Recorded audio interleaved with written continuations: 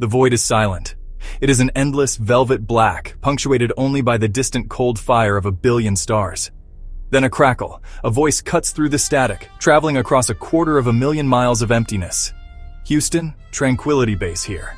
The words are steady, almost calm, yet they carry the weight of all human history. The eagle has landed. For a breathless moment, an entire planet holds its collective breath. Down on Earth, in living rooms and town squares, faces are illuminated by the flickering glow of television screens. They are watching something that, until this very moment, belonged only to the realm of dreams and myths. This grand adventure was forged in the fires of competition.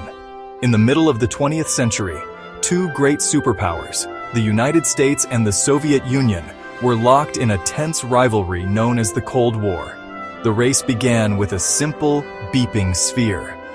In 1957, the Soviet Union launched Sputnik, the first artificial satellite.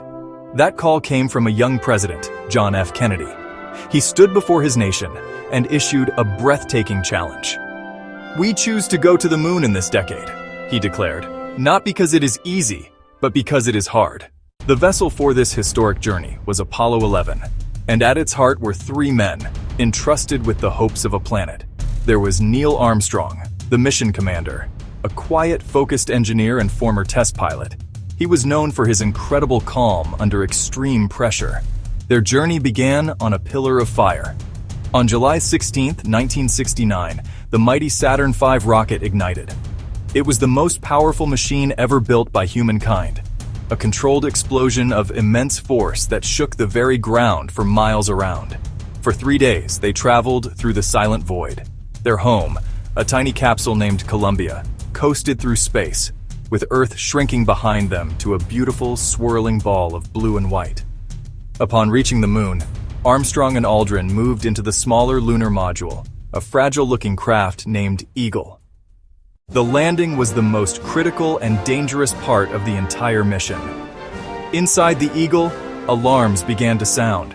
Finally, with just seconds of fuel remaining, Armstrong set the craft down gently in a flat, powdery basin that would come to be known as Tranquility Base. For a few hours, the world waited.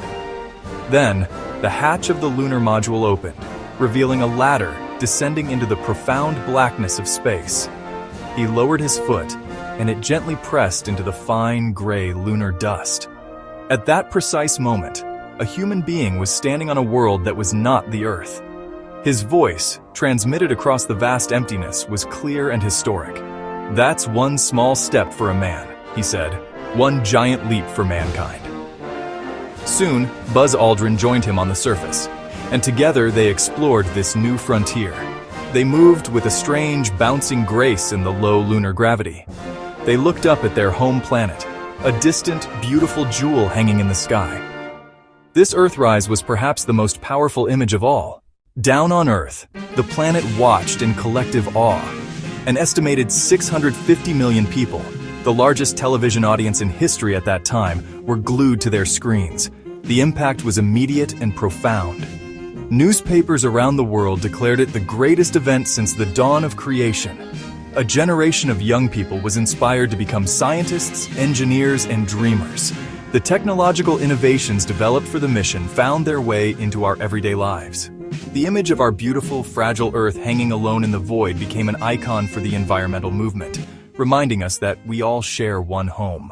The dust has long since settled at Tranquility Base. The footprints left by Armstrong and Aldrin remain, preserved in the airless environment, a silent monument to a time when we dared to venture beyond our cradle. Today, that spirit is alive and well.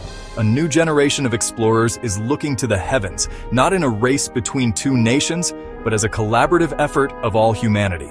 The next target is already in our sights, the red plains of Mars. The challenges are enormous, far greater than those faced by the Apollo generation, but the fundamental drive remains the same.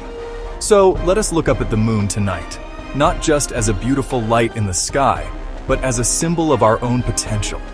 Let it remind us of what we can do when we are at our very best.